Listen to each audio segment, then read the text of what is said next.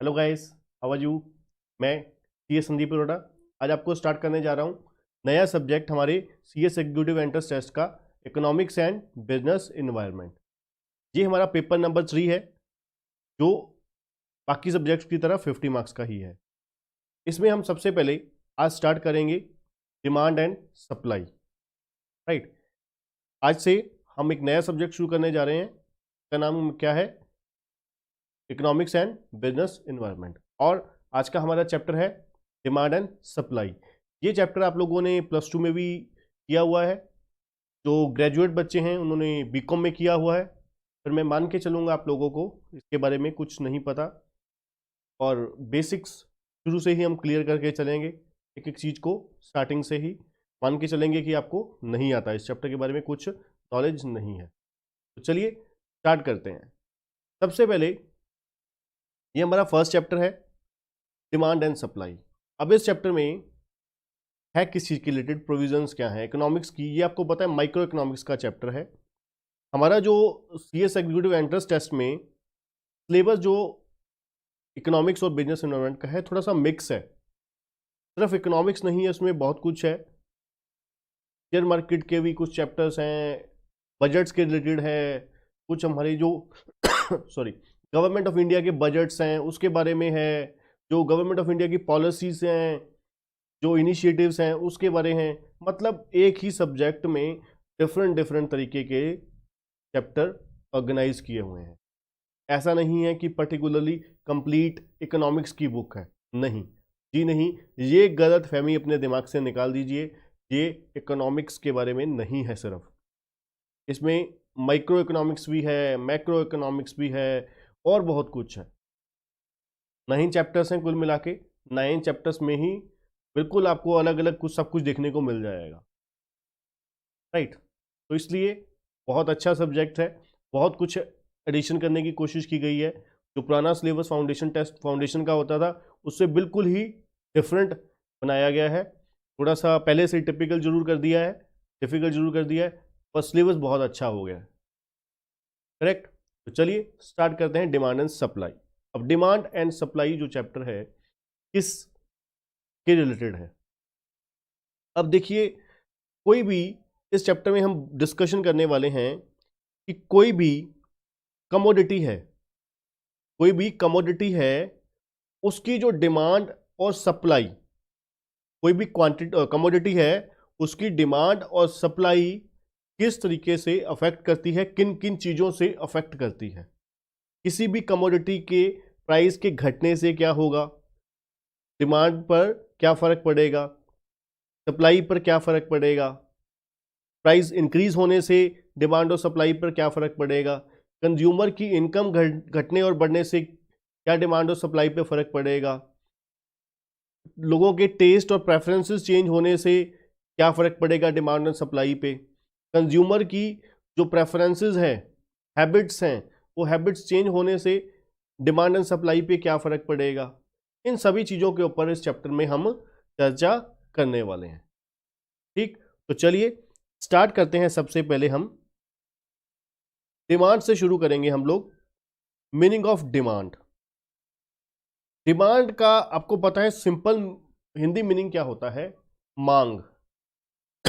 मांग, मांग का मतलब क्या होता है कि आपने अपने पेरेंट्स से कोई चीज मांगी, तो आप लोग नॉर्मली उसको क्या बोलते हो? डिमांड। कि पेरेंट्स से मैंने ये डिमांड करी। पर इकोनॉमिक्स में इसका मतलब कुछ और होता है। डिमांड इतनी नहीं है, इससे कुछ ज्यादा है। राइट, तो चलिए पढ़ते हैं क्या होती है डिमांड हमारे इकोनॉमिक्स में। In economics demand has a particular meaning distinct from the ordinary usages. ये डिफरेंट होती है, जो ऑर्डिनरी तौर पर हम लोग डिमांड का मतलब निकालते हैं, मतलब समझते हैं। In common language demand and desire are treated as synonymous. कहते हैं हम लोग डिजायर और डिमांड दोनों को सेम मानते हैं, एक एक जैसा मानते हैं, एक ही चीज मानते हैं, पर ऐसा एक्चुअल में इकोनॉमिक्स में नहीं है। इन economics demand comprises of 3 things.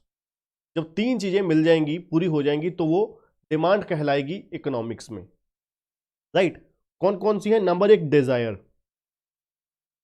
Number 2, sufficient money to purchase the commodity, मतलब आपकी ability to purchase the commodity, ability to pay. Number 1 desire, number 2 ability to pay. Number 3 willingness to spend money to purchase that commodity. For willingness क्या है? इच्छा आपकी पैसे खर्च करने की उस चीज पर। अब क्या है, फॉर एग्जाम्पल मैं नंबर 1 आईफोन 10 खरीदने के लिए डिजायर रखता हूं, इच्छा रखता हूं। Number 2 I have sufficient money to purchase the iPhone 10, right, iPhone X. Number 3 willingness to spend the money, मेरी इच्छा नहीं है उसके ऊपर 1 लाख रुपए खर्च करने, मुझे नहीं लगता कि वर्थफुल है वो।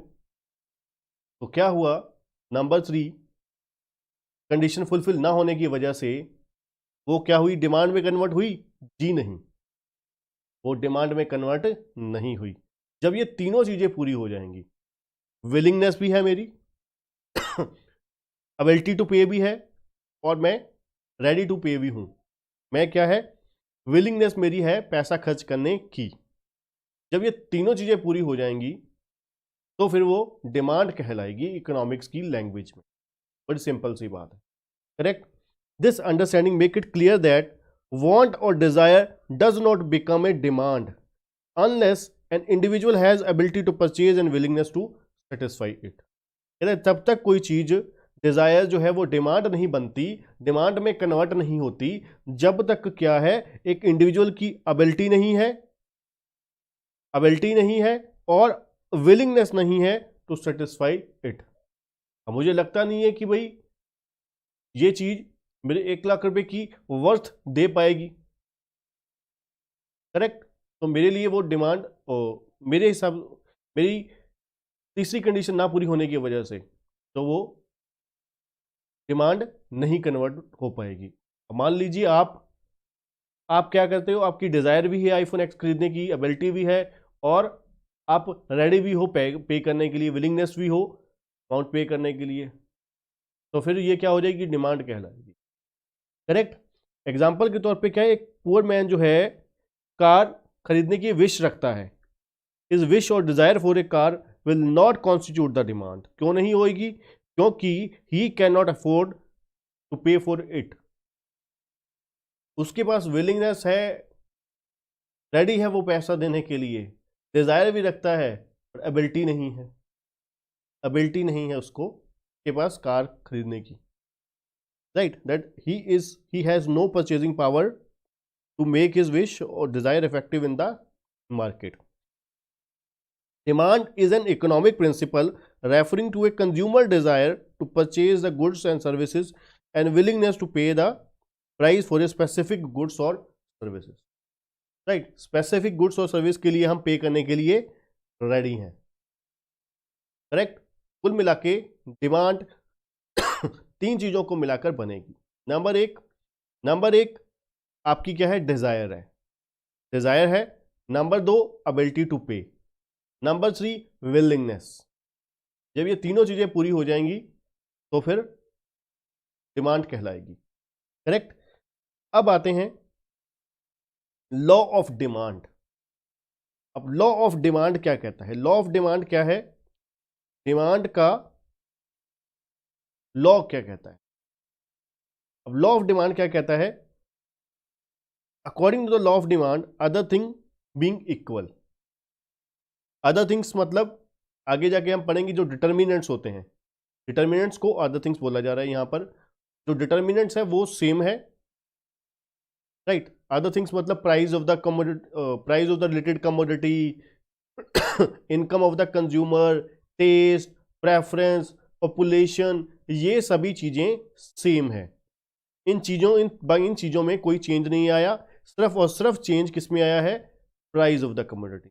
लॉ ऑफ डिमांड क्या कहता है? Other things remain equal, other things being equal, if the price of a commodity falls, if the price of the commodity fall, the quantity demand will rise। क्या कहते हैं कि जो प्राइस है, अगर किसी भी कमोडिटी का आप डिक्रीज करोगे, अगर किसी भी प्राइस ऑफ कमोडिटी का आप प्राइस डिक्रीज करोगे तो उसकी जो क्वांटिटी डिमांड है वो क्या होगी, इंक्रीज होगी। लॉ ऑफ डिमांड क्या कहता है, in general case, ordinary case, अगर प्राइस जो है कमोडिटी का डिक्रीज होता है तो उससे लोग जो है ज्यादा से ज्यादा परचेजेस करेंगे, जिससे क्या है प्रोडक्ट की जो क्वांटिटी डिमांड है वो इंक्रीज हो जाएगी। और दूसरी साइड ऑपोजिट क्या होगा, अगर आप गुड्स का प्राइस, कमोडिटी का प्राइस बढ़ाते हो तो उससे क्या होगा, जो क्वांटिटी डिमांड है वो क्या होगी, घट जाएगी। कि गुड्स के प्राइस बढ़ने से लोगों की लोगों की जो रुचि है, इंटरेस्ट है, डिमांड है, वो कमोडिटी के लिए रिड्यूस हो जाएगी, क्वांटिटी डिमांड रिड्यूस हो जाएगी। ये लॉ ऑफ डिमांड कहता है कि भाई अगर प्राइस बढ़ता है, किसी भी गुड्स का प्राइस बढ़ता है तो लोग उसको कम परचेज करना शुरू कर देंगे, जिससे क्वांटिटी डिमांड कम हो जाएगी। और अगर प्राइस घटता है किसी कमोडिटी का, रिड्यूस होता है, तो फिर फॉल होने से क्या होगा, क्वांटिटी डिमांड इंक्रीज हो जाएगी। ये लॉ ऑफ डिमांड का प्रिंसिपल है, right. It implies that there is a inverse relationship between price and commodity. कहते हैं इनवर्स रिलेशनशिप है किसके बीच में, प्राइस के बीच में और क्वांटिटी डिमांड के बीच में। ऑपोजिट ही हुआ ना, इनवर्स रिलेशनशिप कैसे हुआ, प्राइस डाउन जाएगा, क्वांटिटी डिमांड ऊपर जाएगी, प्राइस अप जाएगा, क्वांटिटी डिमांड डाउन जाएगी, फॉल हो जाएगी। It means there is a inverse relationship between price of the commodity and quantity demand of a commodity, correct. In other things being equal, quantity demand will be more at a lower price than a higher price. कहते other things अगर equal है तो quantity demand जो है ज्यादा होगी जैसे जैसे प्राइस लोअर होगा, right. The law of demand describe the functional relationship between price and quantity demand. Functional relationship क्या है, among the various factor affecting demand, price of the commodity is most critical factor. कहते law of demand के according price जो है वो क्या है, most critical factor है। और दस demand of the commodity is mainly determined by the price of the commodity. कि हम डिमांड, किसी भी कमोडिटी की जो डिमांड है किससे डिटरमाइन कर सकते हैं, किसी भी प्रोडक्ट की कमोडिटी की जो डिमांड है, क्वांटिटी डिमांड है, वो हम किससे डिटरमाइन कर सकते हैं, प्राइस से। प्राइस कहते हैं सबसे इंपॉर्टेंट फंक्शन है किसी भी कमोडिटी की क्वांटिटी डिमांड को मेजर करने का, ठीक। Demand function is equal to F to P price of commodity X, right. Determinants of demand, अब देखिए डिटर्मिनेंट्स ऑफ डिमांड। अब डिटर्मिनेंट्स ऑफ डिमांड क्या होता है, इन डिटर्मिनेंट्स क्या होते हैं, component factors affecting the demand. इन फैक्टर्स के ऊपर डिमांड डिपेंड करती है। डिमांड जो है इन फैक्टर्स की वजह से, इन डिटर्मिनेंट्स की वजह से इंक्रीजेस और डिक्रीजेस होती है। इंक्रीज और डिक्रीज डिमांड का किसी भी कमोडिटी की डिपेंड करता है इन फैक्टर्स पर जो हम पढ़ने वाले हैं। नंबर 1 है प्राइस ऑफ द कमोडिटी। अब देखिए हम पहले ही बात कर चुके हैं, सबसे इंपॉर्टेंट फैक्टर जो होता है किसी भी, सबसे इंपॉर्टेंट फंक्शन जो होता है किसी भी कमोडिटी की क्वांटिटी डिमांड का वो क्या होता है, प्राइस ऑफ द कमोडिटी। हमने यही पढ़ा ना पीछे कि अगर आप किसी भी प्रोडक्ट की क्वांटिटी डिमांड को मेजर करना चाहते हो, डिटरमाइन करना चाहते हो, तो सबसे इंपॉर्टेंट फंक्शन क्या है, सबसे इंपॉर्टेंट डिटर्मिनेंट क्या है, price of the commodity. Price of the commodity एक सबसे इंपॉर्टेंट, एक मेन, सबसे बेसिक फैक्टर है जो क्या है, हेल्प करेगा किसी भी कमोडिटी की क्वांटिटी डिमांड को डिटरमाइन करने का, correct. Number 2, price of the related commodity, price of the related commodity, कहते the price of the related commodity also affect the demand of the commodity, right. There are two ways in which goods can be related to the another goods. देखिए दो तरीके की related goods होती हैं, एक होती है हमारी सब्स्टिट्यूट गुड्स, एक होती है कॉम्प्लीमेंट्री गुड्स। अब सब्स्टिट्यूट गुड्स कौन सी होती हैं कि भाई जिसकी जगह पर हम एक चीज हम यूज कर रहे हैं, मान लो बॉल पेन है, जेल पेन है। अब बॉल पेन का रेट बढ़ जाता है, प्राइस बढ़ जाता है, तो हम किसकी तरफ ट्रेंड दिखाना शुरू कर देते हैं। अब अगर लॉ ऑफ डिमांड के अकॉर्डिंग हम सोचें तो बॉल पेन का अगर रेट बढ़ता है तो हम जेल पेन की तरफ रुचि दिखाना शुरू कर देंगे। बॉल पेन का प्राइस बढ़ने से क्या होगा, जेल पेन का प्राइस बढ़ने से क्या होगा, बॉल पेन की डिमांड बढ़ जाएगी, करेक्ट, और जेल पेन की डिमांड घट जाएगी। इसका मतलब है जो सब्स्टिट्यूट प्रोडक्ट हैं उनका भी प्रोडक्ट की कमोडिटी की डिमांड का इंपॉर्टेंट रेलिवेंसी है, राइट। दूसरा है कॉम्प्लीमेंट्री गुड्स। कॉम्प्लीमेंट्री गुड्स कौन सी होती है, कॉम्प्लीमेंट्री गुड्स है जो एक दूसरे में इस्तेमाल होती है, राइट। जैसे कि पेट्रोल डीजल है और कार है, राइट। अगर पेट्रोल डीजल महंगा होगा तो कार की जो डिमांड है वो क्या होगी, रिड्यूस हो जाएगी, राइट। अब जैसे कि दूध और चीनी है, अब ये जो चीजें आपस में यूज होती हैं तो ये क्या होती हैं, कॉम्प्लीमेंट्री गुड्स होती हैं, राइट। पेन और रिफिल है।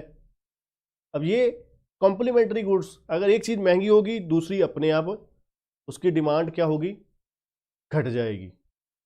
एक चीज सस्ती होगी दूसरे की डिमांड ऑटोमेटिकली बढ़ जाएगी, करेक्ट, क्योंकि आपको दोनों चीजें इकट्ठी साइमल्टेनियसली यूज करनी है, तो जिसकी वजह से क्या होगा, आपको दोनों चीजों की डिमांड के ऊपर फर्क पड़ेगा। एक का प्राइस इंक्रीज या डिक्रीज होने से दूसरे कॉम्प्लीमेंट्री प्रोडक्ट की डिमांड के ऊपर फर्क पड़ेगा, इंक्रीज और डिक्रीज होगा, करेक्ट। तो चलिए पढ़ते हैं। If the price of a substitute goods Y increases, suppose कीजिए जो सब्स्टिट्यूट गुड्स का अगर प्राइस वाई का बढ़ता है तो क्या होगा, वाई डिमांड जो है डिमांड जो उस प्रोडक्ट की है वो क्या हो जाएगी, रिड्यूस हो जाएगी। डिमांड उस प्रोडक्ट की, वाई प्रोडक्ट की रिड्यूस हो जाएगी और प्रोडक्ट एक्स की इंक्रीज हो जाएगी। And the consumer wants to buy more product X instead of product Y, right. In contrast if the price of the substitute goods fall, substitute goods का product fall होता है, price fall होता है, तो consumer क्या करेंगे, increase करेंगे demand for that goods and hence want to buy less of product X, right. अगर सब्स्टिट्यूट प्रोडक्ट का अगर प्राइस फॉल हो जाता है तो अब क्या करेंगे, कंज्यूमर उसकी तरफ आना शुरू हो जाएंगे, consumer increases the demand for that goods. क्योंकि मान लीजिए जैसे हम बात कर रहे थे बॉल पेन का रेट कम हो गया, अब बॉल पेन का रेट कम होने से क्या होगा, जेल पेन की डिमांड कम हो जाएगी, कि बॉल पेन की डिमांड बढ़ जाएगी। लोग क्या है, जेल पेन वाले यूज करने वाले बच्चे भी क्या करेंगे, बॉल पेन यूज करना शुरू कर देंगे, correct. It has a positive cross price effect, correct. Complementary goods, if the price of the complementary goods Y increases, the demand for that goods fall, so does the demand of its complement goods X. In the same way, a fall in the price of the complementary goods causes an increase in the demand for X. In the same way, the fall in the price of complementary goods cause an increase in the demand of X. It has a negative cross price effect. यहाँ पर कहते हैं negative cross price effect है। जैसे मैंने आपको बताया कि अगर अगर पेट्रोल डीजल का रेट कम होता है, डिमांड ऑफ कार जो है वो इंक्रीज होगी, पेट्रोल की भी डिमांड बढ़ेगी, कार की भी डिमांड बढ़ेगी, करेक्ट। तो ये हमारा प्राइस ऑफ रिलेटेड कमोडिटी था। उसके बाद लेवल ऑफ इनकम। अब क्या है, जब level of income of consumer जो है, पॉपुलेशन है, कंज्यूमर है, इंक्रीजेज होगी, वो क्या है, क्वांटिटी डिमांड प्रोडक्ट की ज़्यादा करेंगे। अगर डिमांड कम है, लेवल ऑफ द इनकम, जो level of income of consumer है वो कम है, कम होगी, तो डिमांड भी कम हो जाएगी। The demand for a good is also affected by the level of income. Because देखिए सिंपल सी बात है, अगर हमारे पास पैसे होंगे, फॉर एग्जाम्पल डीमोनेटाइजेशन के बाद day by day economy down होती गई। डीमोनेटाइजेशन के बाद, नोटबंदी के बाद day by day economy down होती गई, जीडीपी और डाउन जाती गई, सारे सेक्टर जो हैं डे बाई डे वीक होते गए। अब उससे हुआ क्या, अब सभी लोगों के ऊपर फर्क पड़ा। उससे हुआ क्या, सभी इंडस्ट्री पे फर्क पड़ा है तो सभी लोगों के ऊपर भी फर्क पड़ेगा, ठीक है। जिससे क्या हुआ, जो लेवल ऑफ इनकम है वो कस्टमर की रिड्यूस हो गई। अब इनकम रिड्यूस होने से क्या हुआ, अगर मेरी इनकम कम हुई है तो मैं भी पैसा खर्च करूंगा, और जब वो आगे पैसा खर्च पहुंचे, कम पहुंचा है, तो वो भी आगे का पैसा कम खर्च करेंगे, उनकी भी इनकम क्योंकि रिड्यूस हो गई, सेल रिड्यूस हो गई, इनकम रिड्यूस हो गई। तो मतलब सिंपल सी बात है, जैसे जैसे इनकम बढ़ेगी वैसे वैसे प्रोडक्ट की क्वांटिटी की, कमोडिटी की डिमांड बढ़ेगी। With the increase in the income the consumer want to buy more of a good. बड़ी जनरल सी बातें हैं, आधी से ज़्यादा आप लोगों को पता होंगी, बस रिवाइज करिए, जैसे समझिए, उसको पक्का करिए, एग्जाम के लिए फटाफट तैयार हो जाइए। However if the good is considered an inferior one, he is expected to reduce the demand when his income increases. जब एक इन्फीरियर क्वालिटी की गुड्स है, जब आपकी इनकम बढ़ेगी तो आप उसको परचेज करना बंद कर दोगे, कम कर दोगे, क्योंकि आपकी जो एबिलिटी टू पे है वो बढ़ गई। जब आपकी एबिलिटी टू पे बढ़ गई तो आप वो चीज़ परचेज करना चाहोगे, परचेज करोगे जिसपे क्या है, आप एक अच्छी चीज़ है, वो अच्छी चीज़ है, गुड क्वालिटी की हम प्रोडक्ट के ऊपर ही डिमांड इंक्रीज करेंगे, राइट। उसके बाद है expected change in the prices. अब क्या होता है, जब हमें लगता है कि फ्यूचर में प्राइस कमोडिटी का बढ़ने वाला है या घटने वाला है, तो हम क्या करते हैं, उसकी वजह से डिमांड बढ़ जाती है या घट जाती है। अब क्या होता है, मान लो कोई चीज़ है, आपको लगता है कि फ्यूचर में इतनी तारीख से, 10 दिसंबर से 15 जून से जो प्राइस है कमोडिटी का वो इंक्रीज होने वाला है, तो आप मार्केट में उस प्रोडक्ट की जो डिमांड है वो बढ़ जाती है, इंस्टेंटली इंस्टेंटली बढ़ जाती है। क्यों बढ़ जाती है, क्योंकि कस्टमर को लगता है कि ये चीज़ आगे बहुत महंगी मिलेगी, इसलिए आज ही परचेज कर लेना चाहिए, ठीक।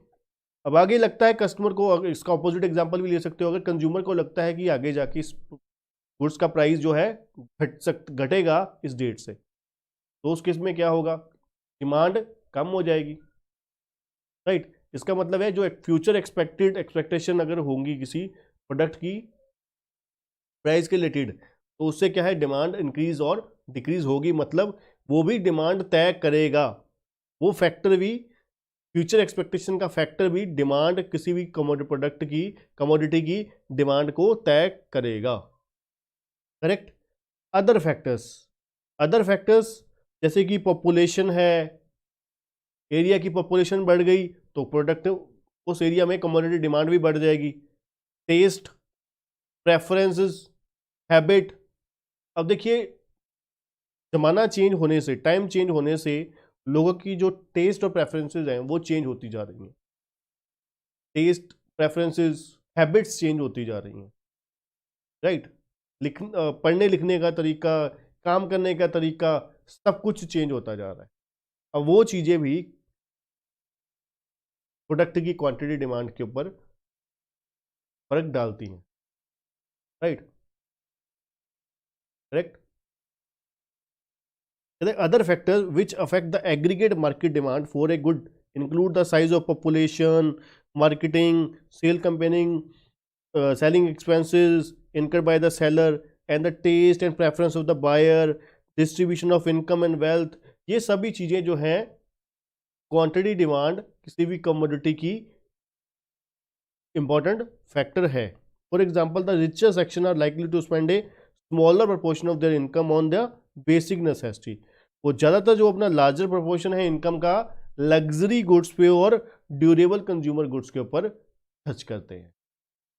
राइट ये सारे हमारे डिटर्मिनेंट्स थे किस चीज़ के, लॉ ऑफ किसी भी प्रोडक्ट की डिमांड के. राइट कौन कौन से डिटर्मिनेंट थे हमारे, प्राइस ऑफ कमोडिटी, हमारी जो प्राइस मान लो पेन की हम बात कर रहे हैं, मोबाइल की बात कर रहे हैं, मोबाइल का प्राइस खुद का वो एक इंपॉर्टेंट फैक्टर है. Number 2 price of related commodity, जो रिलेटेड कमोडिटी है जैसे कि कंप्लीमेंट्री गुड्स और सब्स्टिट्यूट गुड्स, ये भी एक इंपॉर्टेंट फैक्टर है कि भाई अगर सब्स्टिट्यूट प्रोडक्ट का प्राइस बढ़ेगा तो दूसरे प्रोडक्ट की जो डिमांड है वो क्या हो जाएगी, इंक्रीज हो जाएगी. राइट और अगर कॉम्प्लीमेंट्री गुड्स में क्या है, कॉम्प्लीमेंट्री गुड्स में प्राइस अगर एक का बढ़ेगा तो दूसरे की डिमांड घट जाएगी, अगर एक का प्राइस घटेगा तो उसकी भी डिमांड बढ़ जाएगी, तो अदर जो कॉम्प्लीमेंट्री गुड्स है उसकी भी डिमांड बढ़ जाएगी, क्योंकि दोनों चीज़ों की इक्वली रिक्वायरमेंट है या फिर जो भी प्रोपोर्शनलिटी रेशो में रिक्वायरमेंट है उस रेशो में ही डिमांड बढ़ जाएगी. राइट उसके बाद क्या है, इनकम ऑफ द कंज्यूमर. जैसे कि सिंपल सी बड़ी बात है कि इनकम अगर कंज्यूमर की बढ़ती है तो डिमांड भी बढ़ जाएगी क्योंकि उसकी एबिलिटी टू पे है वो इंक्रीज हो गई है. Expected change in the price, अगर फ्यूचर में एक्सपेक्टेशन बनती है कि प्राइस बढ़ जाएंगे तो आज की डेट में ही आज से ही प्रोडक्ट की क्वांटिटी डिमांड इंक्रीज होना शुरू हो जाती है. उसके बाद other factor like population, area population, लोगों की टेस्ट प्रेफरेंस, राइट हैबिट्स, ये सारी चीज़ें भी तय करती हैं कि भाई डिमांड जो है कैसे होगी, आगे जाके प्रोडक्ट की डिमांड क्या होगी. करेक्ट. तो चलिए assumptions of law of demand, next question है, काफ़ी इंपॉर्टेंट है ये भी. हमारा जो लॉ ऑफ डिमांड का प्रिंसिपल है, कुछ अजम्पशंस का मतलब होता है मान्यताएं, हम मान के चलते हैं ये चीज़, कुछ चीज़ें हम उसको अज्यूम करके चलते हैं. अब वो कौन कौन सी हैं, the above stated law of demand is conditional, कहते हैं कुछ शर्तों के रहत होता है, कि मतलब ये शर्तें अगर लागू होती हैं आपकी इकोनॉमी में तो फिर लॉ ऑफ डिमांड का प्रिंसिपल अप्लाई होता है. राइट लॉ ऑफ डिमांड उस सिचुएशन में अप्लाई होता है. It is based on the certain condition as given, it is therefore always stated with the other things remain equal, being equal, कि बाकी चीजें सेम होंगी, सिर्फ फर्क किस चीज के ऊपर पड़ेगा, लॉ ऑफ डिमांड का फर्क पड़ेगा. लॉ ऑफ डिमांड कब अप्लाई होगा, जब बाकी चीजें जैसे थी पहले वैसे ही हैं, आपने सिर्फ और सिर्फ चेंज किस चीज में किया है, प्राइस के ऊपर, price of the commodity, price बढ़ाया है, प्राइस घटाया है, तो फिर कहते हैं लॉ ऑफ डिमांड अप्लाई होगा.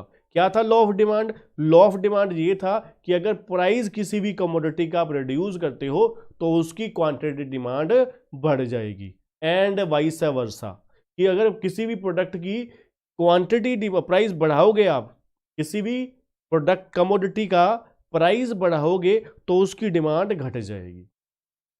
राइट प्राइस घटाओगे तो डिमांड बढ़ जाएगी, प्राइस बढ़ाओगे तो डिमांड घट जाएगी. ये लॉ ऑफ डिमांड था. राइट अब वो कहते हैं अदर थिंग्स रिमेन इक्वल, हमने कंडीशन लगाई थी, शर्त ये थी कि बाकी चीजें सेम होनी चाहिए, बाकी चीजों में बदलाव नहीं आना चाहिए, बाकी चीजों में बदलाव नहीं आना चाहिए, तब फिर ये लॉ ऑफ डिमांड अप्लाई होगा, अदरवाइज हम जिम्मेवार नहीं हैं, otherwise law of demand apply नहीं होता अगर बाकी चीजों में बदलाव चेंज आता है. It relates to the change in the price variable only assuming other determinants of the demand is constant. जैसे हमने पढ़ा कि भाई price of the related commodity का प्राइस सेम रहेगा, income of the consumer same रहेगी, taste of the consumer same रहेगा जैसे पहले था, और पॉपुलेशन एरिया की सेम रहेगी, प्रेफरेंसेस लोगों की सेम रहेगी, हैबिट सेम रहेगी, फ्यूचर एक्सपेक्टेशन नहीं होंगी कोई, मतलब बाकी सारी चीजें सेम रहेंगी, तभी फिर लॉ ऑफ डिमांड हमारा अप्लाई होगा। करेक्ट। अब ये कौन सी चीजें हैं जो मैंने बोली अभी कि भाई इनकम सेम रहेगी, कोई बदलाव नहीं आएगा, प्रेफरेंस कोई चेंज नहीं होगी, इनकम कोई चेंज नहीं होगी, प्रेफरेंस नहीं चेंज होगा, फैशन लोगों का जैसे पहले था वैसे ही है, और प्राइस जो रिलेटेड गुड्स का है उसमें कोई चेंज नहीं आया, और फ्यूचर एक्सपेक्टेशन कोई नहीं है, कोई फ्यूचर प्रेडिक्शन नहीं है कि प्राइस बढ़ेगा या घटेगा, एज कोई, पॉपुलेशन जैसे हम बात कर रहे हैं पॉपुलेशन में एज, साइज, सेक्स कंपोजिशन कोई में, टैक्सेशन में किसी में कोई चेंज नहीं आएगा, और no change in the range of goods available to the consumer, कोई रेंज में जो गुड्स अवेलेबिलिटी हैं उसमें कोई फर्क नहीं आएगा, no change in the distribution of income and wealth, income distribution में मतलब जैसे इनकम डिस्ट्रीब्यूशन पहले थी वैसे ही अब है, वेल्थ भी वैसे ही है, सरकार ने कोई पॉलिसी चेंज नहीं करी, सरकार की जो पहले पॉलिसियां चल रही थी आज भी वही हैं, और वेदर कंडीशन भी वही। अब कई बार क्या होता है, अब देखिए एक आप विंटर सीजन में आप जैकेट्स वगैरह परचेज करते हो, जब विंटर सीजन खत्म होने के कगार पे होता है, पोजीशन पे होता है, फरवरी मार्च के महीने तक पहुंचते पहुंचते सेल लग जाती है, जो जैकेट्स 3-4 हज़ार की होती हैं वो 1000 रुपीज़ में मतलब 75% 80% ऑफ पे लगी होती हैं, क्योंकि उन्होंने स्टॉक क्लियर करना होता है, क्योंकि उन्हें पता होता है कि अगले सीजन में हो सकता है आते आते इस चीज़ का सीजन, प्रोडक्ट की जो डिमांड है, फैशन चेंज ना हो जाए, और एक साल तक जब 7-8 महीने तक प्रोडक्ट पड़ा रहेगा, मान लीजिए बड़ी सिंपल सी बात है, 1000 रुपये का प्रोडक्ट है, सपोज कीजिए कंपनी की जो कोस्ट है, सपोज कीजिए 4000 का बेच रहे थे, वो 2000 रुपये सपोज कीजिए उनकी कोस्ट है उस चीज़ के लिए, अब 2000 के ऊपर अगर आप 1% महीने का ब्याज लगाओ तो 8 महीने का 8% हो जाता है एटलीस्ट, ठीक है जी, तो 2000 के ऊपर 8% आप लगाओगे 160 रुपये ब्याज हो जाएगा, राइट। 150 से 200 रुपये एटलीस्ट 1% कम से कम लगाते हैं तो 160 रुपये के करीब 160 तो ब्याज ही बन गया, मतलब क्या है, इसलिए वो क्या करते हैं, और जो बड़े चीज़ वेस्टेज होगी वो अलग से, मान लीजिए 1000 जैकेट 100 जैकेट बचती हैं, अब उसमें से कुछ वेस्ट भी होंगी, वो बढ़ते 30-35% पे रेशो पहुंच जाएगी, करेक्ट। तो इसलिए वो क्या करते हैं, स्टॉक क्लियर कर देते हैं, राइट। ये अजम्पशन थी लॉ ऑफ डिमांड की। Exceptions to the law of demand, अब ये exceptions to the law of demand क्या है, exceptions to the law of demand का मतलब होता है बच्चों, इन केसेस में, इन सिचुएशंस में लॉ ऑफ डिमांड अप्लाई नहीं होता, इन कमोडिटी में, इन सिचुएशंस में लॉ ऑफ डिमांड अप्लाई नहीं होता, लॉ ऑफ डिमांड जहां पे आके फेल हो जाता है, correct. Law of demand apply नहीं होता यहां पर, correct. There are few exceptional cases where the law of demand is not applicable, कहते हैं कुछ एक्सेप्शनल केसेस हैं जहां पर लॉ ऑफ डिमांड एप्लीकेबल नहीं होता। अब वो कौन कौन से हैं, नंबर 1 है गिफन गुड्स। सबसे पहले हम बात करेंगे गिफन गुड्स का, जो फर्स्ट टाइम कॉन्सेप्ट कौन लेकर आए, सर रॉबर्ट गिफन। अब इनका क्या कहना था, ये गिफन गुड्स होती कौन कौन सी हैं, कहते हैं in case of certain inferior goods, in case of certain inferior goods called Giffen goods, when the prices fall, quite often less quantity will be purchased than before of the negative income effect. The people increasing preference for a superior commodity with the rise in the real income. Example of given goods क्या है? Bread है, rice है, wheat है. अब क्या है, इनका क्या कहना था, जब कंज्यूमर की इनकम बढ़ती है, जब कंज्यूमर की इनकम बढ़ती है तो वो क्या है, उसकी जो रुचि है जो इंफीरियर गुड्स है उससे ऊपर बढ़ के सुपीरियर गुड्स के लिए बढ़ती है. उनका जो इंटरेस्ट है, उनकी जो डिमांड है वो कौन से सुपीरियर प्रोडक्ट के लिए डिमांड होती है. जैसे कि बताया कि जब उनकी प्राइस इनकम जो है कंज्यूमर की लो है तो फिर वो क्या करते हैं, ब्रेड, राइस और वीट वगैरह खाना नॉर्मल खाते हैं. इनके ऊपर अपना जो नॉर्मल ज़्यादा इनकम का रेशो है, इनकम का मैक्सिमम रेशो, मैक्सिमम परसेंटेज इनके ऊपर खर्च करते हैं. अब जब उनकी इनकम बढ़ जाती है तो फिर वो लग्जरी गुड्स के ऊपर, ड्यूरेबल गुड्स के ऊपर पैसे का जो इनकम का जो लार्ज प्रपोर्शन है वो स्पेंड करते हैं. राइट. इसलिए कहते हैं कि गिवन गुड्स क्या है, जो इन्फीरियर क्वालिटी की गुड्स हैं, इन्फीरियर गुड्स हैं, उनके ऊपर जब इनकम हमारी बढ़ती है तो हम उनके ऊपर पैसा खर्च करना कम कर देते हैं और महंगी गुड्स के ऊपर पैसा खर्च करना स्टार्ट कर देते हैं. हम महंगी अच्छी क्वालिटी की, सुपीरियर क्वालिटी की गुड्स कंज्यूम करते हैं. Right. Given goods, sorry, when the prices fall, price क्या हुआ, गिरा, जिससे क्या हुआ, quite often less quantity will be purchase, quite often less quantity will be purchase. उल्टा प्राइस के गिरने से क्या हुआ, हम और ज्यादा डिमांड यहां पर प्रोडक्ट की कम हो गई. Right. Because of the negative income effect and people increasing preference for a superior commodity. Right. किसकी वजह से? नेगेटिव इनकम इफेक्ट की वजह से. तो हम लोगों ने क्या किया, अच्छी क्वांटिटी की, क्वालिटी की, सुपीरियर क्वालिटी की गुड्स के ऊपर पैसा खर्च करना शुरू कर दिया. करेक्ट. दूसरा है आर्टिकल ऑफ स्नॉब अपील. ये क्या है? ये आपने नाम सुना हुआ है, हेडिंग चेंज है बस. Sometimes certain commodities are demanded just because they happen to be expensive of prestige goods. मतलब जो प्रेस्टीजियस गुड्स होती हैं, लग्जरियस गुड्स होती हैं, तो लग्जरी गुड्स होती हैं, उनके ऊपर हम पैसा खर्च करना पसंद करते हैं. अब क्या होता है कि and have a snob appeal, they satisfy the aristocratic desire to preserve exclusiveness for the unique goods. अब क्या है, हम लोग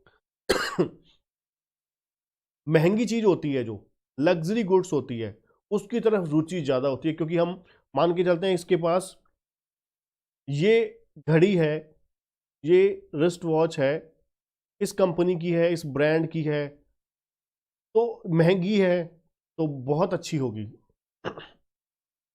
उसके लिए डिमांड बढ़ती है. उसके लिए क्या होता है कि जितना प्राइस, अब देखिए एप्पल डे बाय डे महंगा से महंगा होता जा रहा है और महंगा होता जा रहा है. यही कारण है कि जो अपर लेवल के लोग हैं, अपर क्लास है, मिडिल अपर, अपर मिडिल और रिच, वो इसको पसंद करते हैं, क्योंकि वो इसी वजह से ही पसंद करते हैं कि प्राइस हाई है. राइट.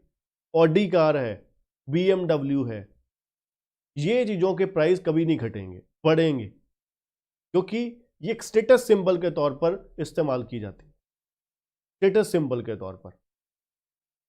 राइट. मतलब क्या है, जो आर्टिकल ऑफ स्नॉब अपील में कौन सी गुड्स आती हैं? प्रेस्टिजियस गुड्स होती हैं, लग्जरियस गुड्स आती हैं, जिनमें क्या है, जो गुड्स को सिर्फ परचेज ही किस लिए, हमारा जो मेन क्या होता है, स्टेटस सिंबल के तौर पर हम चीज़ को यूज़ करते हैं। अब उसमें क्या है, उसमें लॉ ऑफ डिमांड अप्लाई नहीं होता। वहाँ पर होता है जितनी चीज़ महंगी होगी उतना ज़्यादा शौक से हम लोग खरीदते हैं। अगर वो ही चीज़ अगर एप्पल आज की डेट में 15-20 हज़ार का बिकने लग जाए तो क्या होगा, उल्टा हो जाएगा काम। जो स्टेटस सिंबल वाले लोग हैं, जो रिच क्लास है, वो इस चीज़ को परचेज करना बंद कर दे, क्योंकि हर वो हम कहेंगे कि हर किसी के पास तो है, जने खने के पास है। तो इसलिए यहाँ पर प्रेस्टिजियस और लग्जरियस गुड्स के ऊपर लॉ ऑफ डिमांड अप्लाई नहीं होता। स्पेकुलेशन, ये बहुत अच्छी चीज़ आपके लिए है, सीखने वाली भी है। स्पेकुलेशन क्या होती है? स्पेकुलेशन क्या होती है? सट्टेबाजी। इसकी बड़ी अच्छी एग्जांपल है शेयर मार्केट, स्टॉक मार्केट। अब स्टॉक मार्केट में क्या होता है, जब हमें र्यूमर्स होती है, पता लगता है मार्केट में अफवाह उड़ती है कि भाई शेयर का प्राइस, स्टॉक मार्केट शेयर का प्राइस सॉरी बढ़ने वाला है, फ्यूचर में शेयर का प्राइस बढ़ने वाला है। इसका जो प्रॉफिट है, कंपनी का जो इनकम फाइनेंशियल स्टेटमेंट है बहुत अच्छी आई है, प्रॉफिट इंक्रीज हुआ है पिछले क्वार्टर के कंपैरेटिवली, ठीक है। तो उस केस में उस शेयर की जो मार्केट की डिमांड होती है वो बढ़ जाती है, उस शेयर की मार्केट डिमांड बढ़ जाती है और प्राइस भी इंक्रीज हो जाता है, राइट।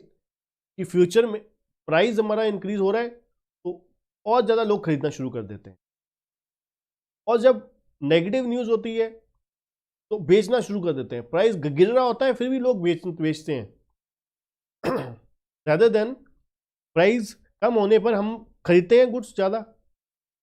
जैसे प्राइस रिड्यूस होगा तो हमारी सोच क्या होती है, हम लॉ ऑफ डिमांड क्या कहता है, लॉ ऑफ डिमांड यही कहता है ना कि प्राइस अगर रिड्यूस होगा तो क्वांटिटी डिमांड क्या हो जाएगी, बढ़ जाएगी, यही बोलता है। पर यहाँ पर स्टॉक मार्केट में उल्टा होता है, जब प्राइस रिड्यूस हो रहा है तो हम लोग और बेचते हैं कि निकल जाए फटाफट, इतना भी पैसा कमाया है या फिर लॉस मिनिमम करके निकल जाए। यहाँ पे ये सोच होती है उल्टा, राइट। मतलब स्पेकुलेशन में भी लॉ ऑफ सप्लाई और लॉ ऑफ डिमांड अप्लाई नहीं होता। When people speculate about the changes in the price of a commodity in the future, they may not act according to the law of demand at the present price.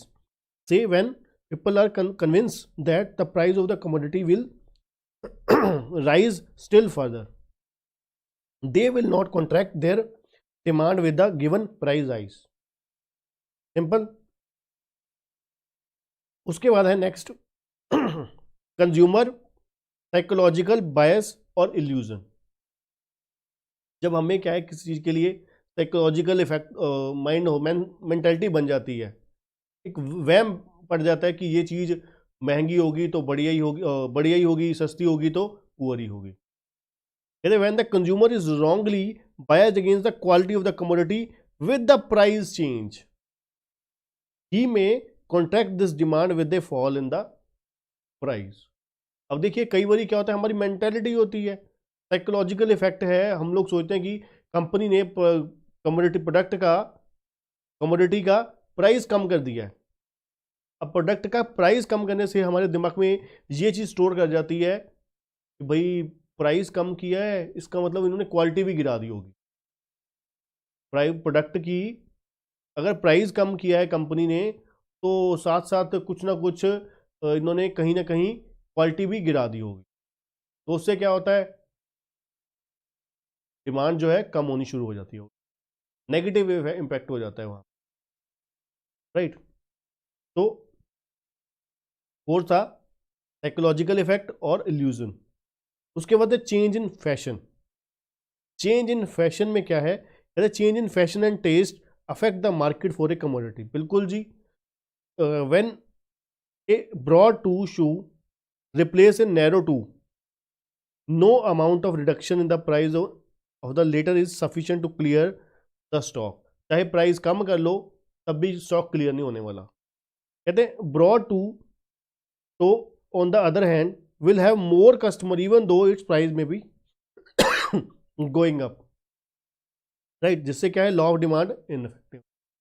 अब जैसे मैं बोल रहा हूं कि product का जो मार्केट फैशन है वो चेंज होने वाला है, हमें लगता है भाई ये आउट ऑफ फैशन चीज हो गई है, इसलिए क्या है, अब लोग खरीदना बंद कर देंगे, उसको कम कर देंगे बिल्कुल।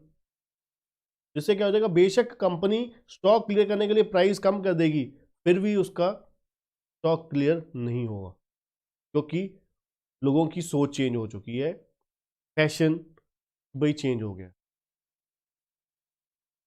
उसके बाद है कॉम्प्लीमेंट्री गुड्स। कॉम्प्लीमेंट्री गुड्स में हम ऑलरेडी बात कर चुके हैं कि अगर एक चीज का प्राइस बढ़ेगा या घटेगा, ऑटोमेटिकली दूसरे कॉम्प्लीमेंट्री गुड्स की डिमांड जो है बढ़ जाएगी। जिससे क्या हुआ, उसने दूसरी जो सेकंड गुड्स थी उसने तो उन्होंने कोई चेंज करा नहीं, पर ऑटोमेटिकली डिमांड क्या हो गई, इंक्रीज हो गई। Law of demand may be violated in case of complementary goods also. For example, if the price of the DVD player fall, DVD player का अगर प्राइस कम हो जाता है तो इससे क्या होगा, leading to increase in demand in spite of rise in the price of DVD, right, in spite of rise in the price of DVD their demand will increase. इससे क्या होगा, DVDs की जो डिमांड है वो इंक्रीज हो जाएगी, क्योंकि DVD प्लेयर का प्राइस कम हुआ, DVD प्लेयर की डिमांड बढ़ गई। अब DVD प्लेयर की डिमांड बढ़ गई है तो DVD चलनी किस में है, DVD प्लेयर चलना किसके थ्रू है, DVD के थ्रू ही चलना है। तो इससे क्या हुआ, जो कॉम्प्लीमेंट्री गुड्स थी उसके बिना तो गुजारा होना नहीं, तो इसलिए वो ऑटोमेटिकली बैठे बैठे ही उसका फायदा हो गया।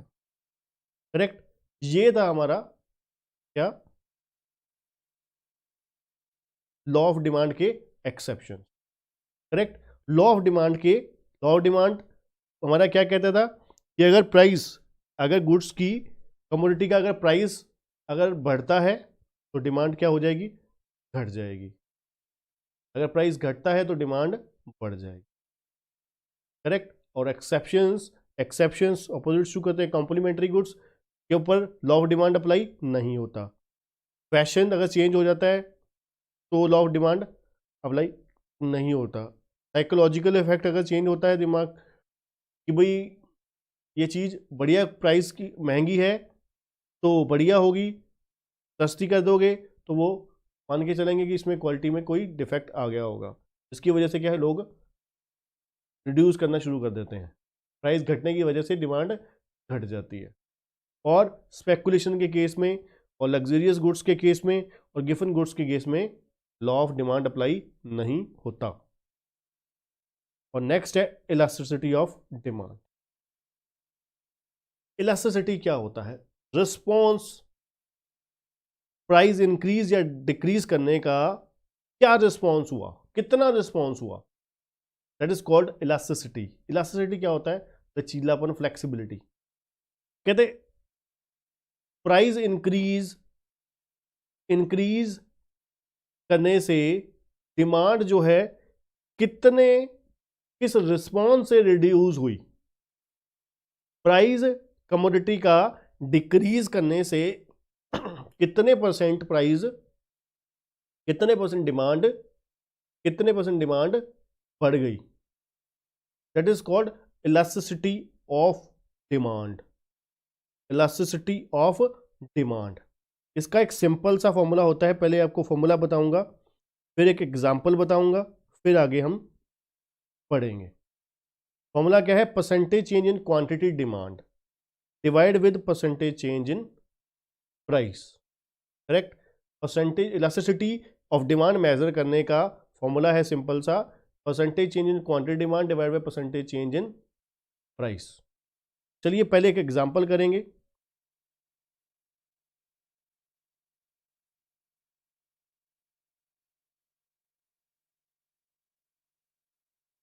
मान लीजिए एक पेन है,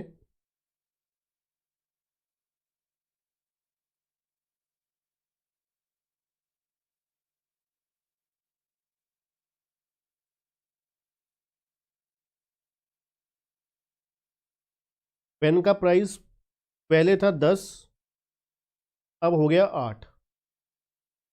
जब प्राइस 10 था तो क्वांटिटी डिमांड थी 1000, फिर हो गई 1500, राइट। अब हमें ये देखना है क्या फॉर्मूला था, percentage change in quantity demand divide by percentage change in price. अब सबसे पहले हमें देखना क्या है, निकालना कैसे होता है कि percentage change in quantity demand, ये कैसे आएगा, change in price, sorry change in demand divide by base quantity. अब चेंज इन क्वांटिटी कितनी हुई, 1000 से 1500 हो गई, पड़ी कितनी 500, 500 चेंज हुई, change in quantity demand divide by base quantity. Base quantity कितनी है 1000 इंटू 100, तो ये क्या आ गया 50% आ गया percentage change in quantity demand. ये हमारा आ गया percentage change in quantity demand. अब दूसरा percentage change in price, percentage change in price कैसे निकालेंगे, परसेंटेज चेंज इन प्राइस क्या है, यहां पर भी change in price, change in price कितना है 10 से 8 रुपये हो गया, 2 रुपये कम हो गया, divide by base price, base price कितना है 10 रुपीज इंटू 100, दैट इज 20%। तो 50% आ गया, 50% आ गया percentage change in quantity demand, और परसेंटेज चेंज इन प्राइस कितना आ गया 20%। तो ये प्राइस इलास्टिसिटी हो गई कि भाई 20% हमने प्राइस क्या किया था, 20% हमने पेन का प्राइस कम किया था, जिससे क्या हुआ 50% प्रोडक्ट की जो पेन की जो डिमांड है वो बढ़ गई। अब हमें इलास्टिसिटी मेजर करनी है, कितनी इलास्टिसिटी है, क्या फॉर्मूला था, percentage change in quantity demand, percentage in quantity demand कितनी है 50, और परसेंटेज चेंज इन प्राइस कितना था 20, तो ये कितना हो गया 2.5 टाइम्स, ये क्या हो गया हमारा, ये हमारा हो गया elasticity, price elasticity, price elasticity of demand, right, elasticity of, correct. तो फटाफट कॉपी कर लीजिए।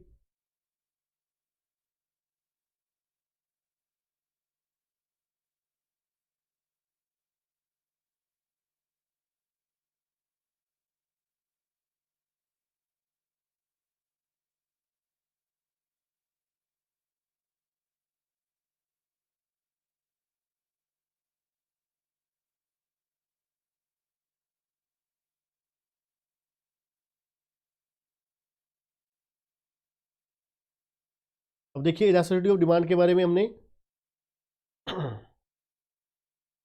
क्या पढ़ा, in economics demand elasticity refers to how sensitive the demand for a good is to changes in other economic variable such as price and consumer income. कि भाई demand elasticity कितनी है, डिमांड सेंसिटिव कितनी है प्राइस ऑफ द कमोडिटी के लिए की वजह से, और इनकम ऑफ द कंज्यूमर की वजह, मतलब कितनी वेरिएबिलिटी है, कितनी फ्लेक्सिबिलिटी है।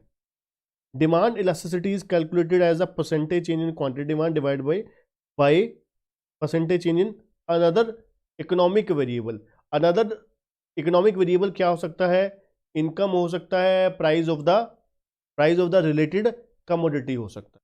मतलब अपर केस में क्या आने वाला है, हमेशा percentage change in quantity demand, और अगर प्राइस ऑफ द कमोडिटी आप निकाल रहे हो, प्राइस इलास्टिसिटी निकाल रहे हो, तो हमेशा क्या होगा divide with percentage change in price. अगर आप इलास्टिसिटी निकाल रहे हो अदर कॉम्प्लीमेंट अदर सब्स्टिट्यूट वगैरह कॉम्प्लीमेंट्री गुड्स की, अदर रिलेटेड प्रोडक्ट की क्रॉस इलास्टिसिटी मतलब निकाल रहे हो, तो फिर क्या होगा, percentage change in other product, other commodity, मतलब percentage change in quantity demand by percentage change in price of other product.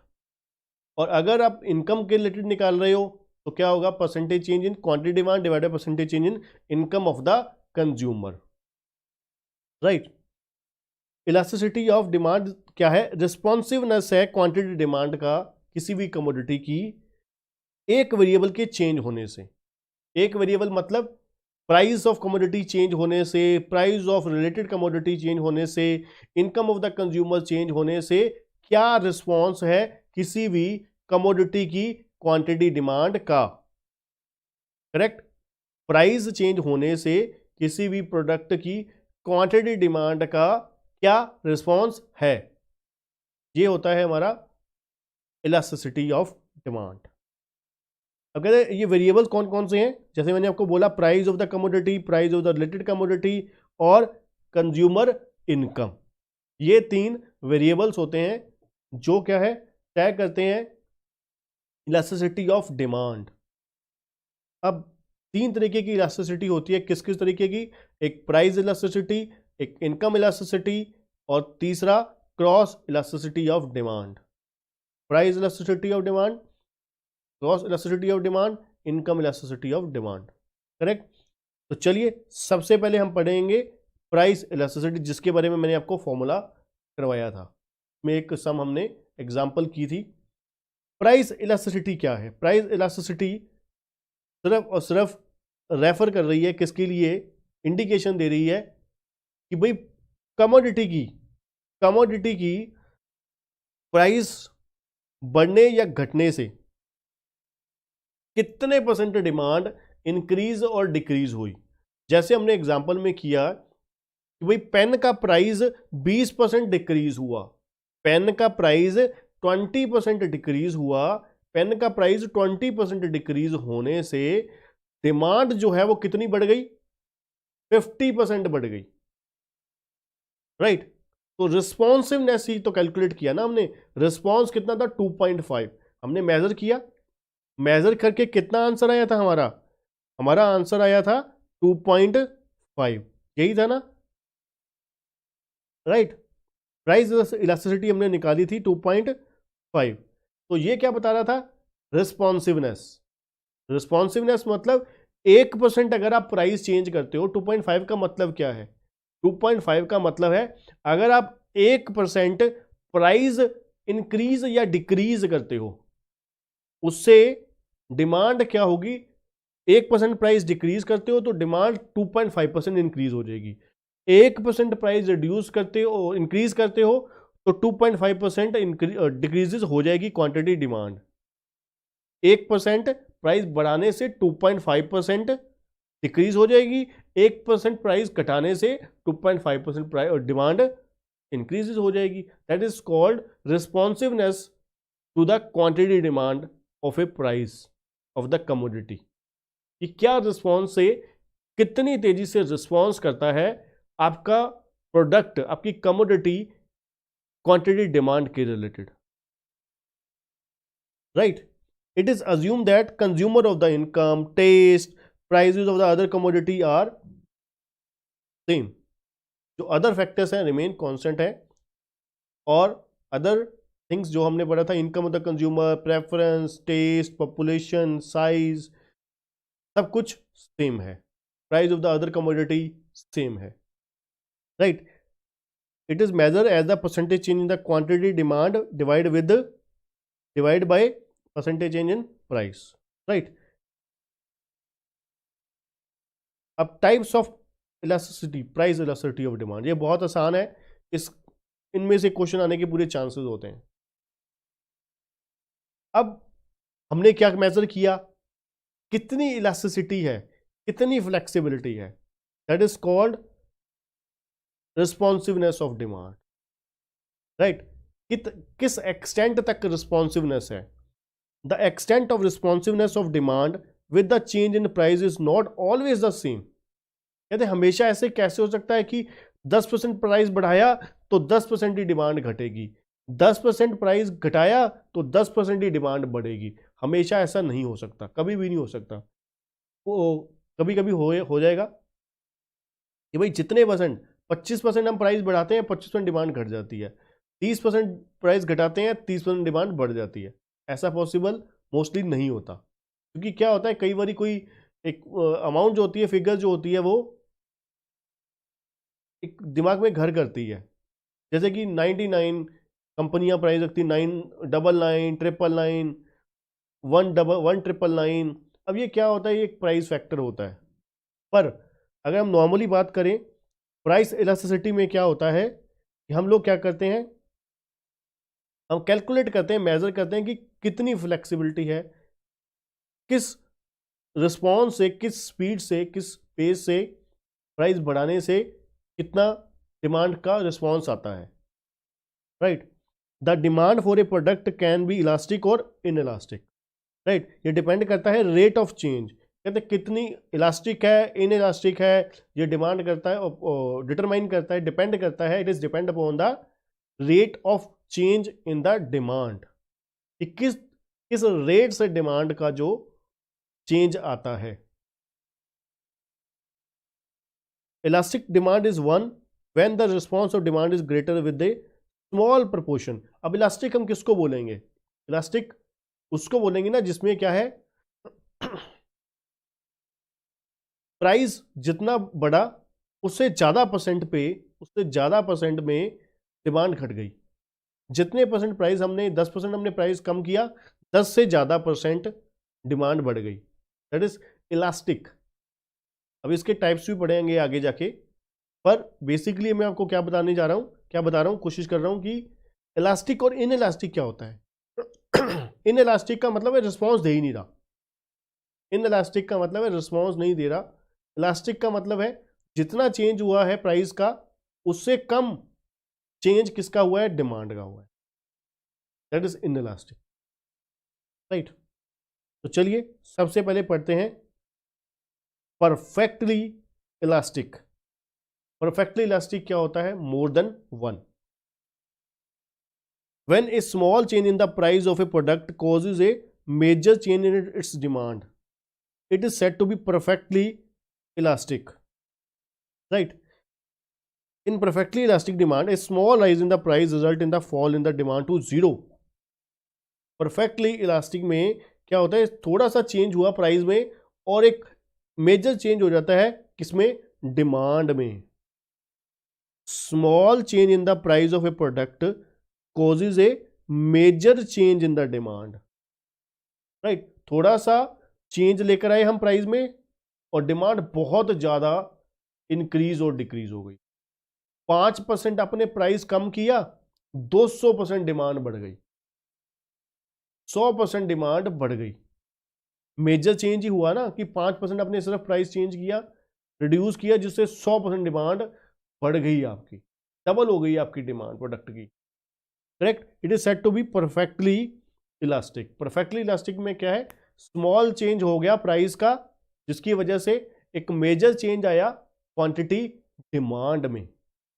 Right, while a small fall in the price, small fall in the price cause a increase in the demand to the infinity। कहते थोड़ा सा price कम हमने क्या किया, कम किया, demand बहुत limit से ज्यादा, बहुत ज्यादा इन्फिनिटी में बढ़ गई। Right, in such A case demand is perfectly elastic. तो बच्चों याद रखोगे, परफेक्टली इलास्टिक कब होगा, जब एक स्मॉल चेंज हुआ है, एक माइनर सा चेंज हुआ है किसमें, प्राइस ऑफ द कमोडिटी में।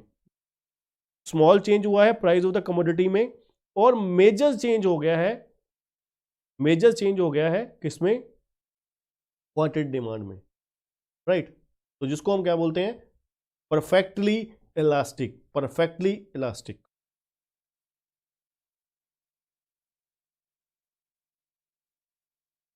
अगला है perfectly in elastic. Perfectly elastic, perfectly in elastic बिल्कुल ऑपोजिट है इलास्टिक का, परफेक्टली इलास्टिक का। परफेक्टली इलास्टिक में, इन इलास्टिक में क्या है, जितना मर्जी चेंज हुआ है प्राइस में, डिमांड में कोई चेंज नहीं, वो ढीठ है बिल्कुल, जितना है डिमांड पहले थी उतनी अब है, प्राइस चेंज करने से कुछ फर्क नहीं पड़ रहा। Perfectly inelastic demand is one where there is no change in the produce in the demand of a product with the change in its price, जिसको हम क्या बोलते हैं, जीरो। और वो क्या था, इन्फिनिटी थी अपनी, राइट, इन्फिनिटी थी, ये क्या थी, इन्फिनिटी। परफेक्टली इन इलास्टिक में क्या हुआ, परफेक्टली इन इलास्टिक में हमारा डिमांड क्या है, प्राइस चेंज होने से डिमांड पे कोई चेंज नहीं आ रहा, प्राइस बढ़ाने से डिमांड घट नहीं रही, प्राइस घटाने से डिमांड बढ़ नहीं रही, that is called perfectly in elastic. Perfectly in elastic ये उन चीज़ों पे अप्लाई होता है जो हमारी बेसिक नेसेसिटीज की होती हैं, इसमें क्या है, तो हम ना ही कम कर सकते हैं ना ही बढ़ा सकते हैं, जैसे कि नमक हो गया, राइट, नमक हो गया, मिर्चें हो गई, ये सारी चीज़ें जो बेसिक नेसेसिटीज़ की हैं, जो रोज़ाना यूज़ होती हैं, तो क्या है, बढ़ाने से, प्राइस बढ़ने से या घटने से हम उसकी डिमांड के ऊपर कुछ फर्क नहीं डाल सकते, राइट। ये देख सकते हैं आप, दोनों सेम ही लाइन में जा रहे हैं। अगला है रिलेटिवली इलास्टिक। रिलेटिवली इलास्टिक क्या होता है, more than one. More than one, more than one क्या है, वो जितने परसेंट प्राइस चेंज हो रहा है, जितने परसेंट प्राइस चेंज हो रहा है उससे ज्यादा परसेंटेज में डिमांड बढ़ चेंज हो रही है, जितने परसेंट प्राइस चेंज हो रहा है उससे ज्यादा परसेंट में डिमांड चेंज हो रही है। फॉर एग्जाम्पल प्राइस डिक्रीज हुआ है कितना, 10%, प्राइस कितना हुआ है, डिक्रीज हुआ है 10%, और डिमांड, क्वांटिटी डिमांड इंक्रीज हुई है कितनी, 13%। क्वांटिटी डिमांड कितनी इंक्रीज हुई है, 13%। तो हमारा इलास्टिसिटी कितनी आ गई, percentage change in demand 13% divide by percentage change in price 10, तो आंसर आ गया हमारा 1.3 टाइम्स। 1.3 टाइम हमारा क्या आ गया, price elasticity of A demand, quantity demand. ये क्या हुई, मोर देन वन हो गई। मोर देन वन को क्या कहते हैं, relatively elastic, relative elastic, correct। relatively elastic क्या है, refers to the demand when the proportionate change in the demand is greater than the percentage change in the price। जो percentage change है quantity demand की वो ज्यादा है किससे, price से, दैट इज relatively elastic। अगला है relatively inelastic। relatively inelastic में क्या होगा, लेस देन वन होगी, less than one. Less than one में क्या हुआ कि भाई जितने परसेंट प्राइस बढ़ रहा है उससे कम परसेंट पे डिमांड बढ़ रही और घट रही है, मतलब जितने परसेंट प्राइस चेंज हो रहा है उससे कम परसेंट में, उससे कम परसेंटेज में डिमांड चेंज हो रही है। फॉर एग्जाम्पल प्राइस हमारा, प्रोडक्ट का प्राइस जो है बढ़ा कितना, 20%। प्रोडक्ट का प्राइस जो है बढ़ा कितना, 20%। अब जो क्वांटिटी डिमांड है वो डिक्रीज कितनी हुई है, 16%। डिमांड जो है डिक्रीज कितनी हुई है, 16%। तो कितना आ गया हमारा answer, percentage change in quantity demand 16 और percentage change in price 20, that is 0.80। 0.80 आ गया, लेस देन वन आ गया। ये क्या है, relatively in elastic, relatively in elastic, correct. अब लास्ट है यूनिटरी इलास्टिक। यूनिटरी इलास्टिक क्या होता है, इक्वल्स टू वन, मतलब सेम प्रपोर्शनेट में डिमांड चेंज होगी जितने परसेंटेज में, जितनी प्रपोर्शनेट में प्राइस बढ़ा है या घटा है, राइट। 10% अगर प्राइस जो है 10% बढ़ा है तो डिमांड भी 10% ही घटी है। तो फॉर्मूला क्या था? Percentage change in quantity demand divide by percentage change in price, that is equal to 1। 1 equal to mean unitary elastic, right, unitary elastic. तो कुल मिला के कौन कौन से टाइप हो गए? 0, 1, लेस देन 1, मोर देन 1 और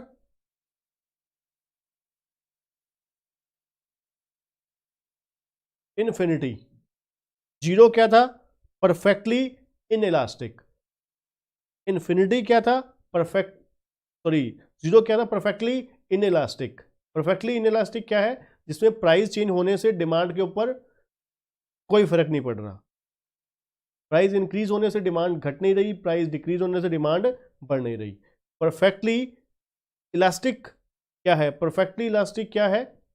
जिसमें स्मॉल चेंज होता है प्राइस में और मेजर चेंज हो जाता है, सब्सटेंशियल चेंज हो जाता है क्वांटिटी डिमांड में। 1% या 4%, 10% प्राइस बढ़ा और 1000% डिमांड घट गई, राइट। तो ये क्या थी? Perfectly inelastic.